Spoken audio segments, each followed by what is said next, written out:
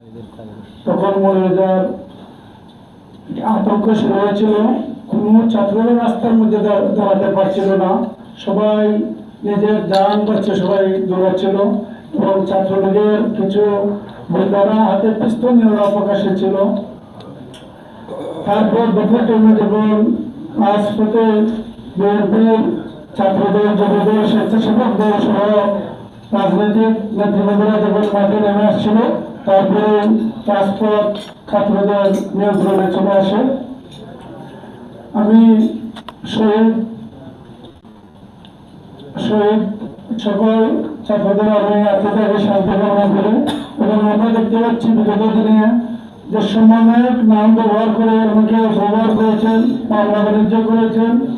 আমি প্রশাসনের দৃষ্টি আকর্ষণ করবো যে নেক্সট টাইম যেন যে সমন্বয়ক করেছে যে কেউ যেন কোনো ধরনের উপকর্ম বা কোনো ধরনের মত সৃষ্টি না করতে পারেন সেই দিকে লক্ষ্য এবং রাজপথে যারা এই আন্দোলন ছিল আমি সবাইকে মনে করে জেলায় যোদ্ধা।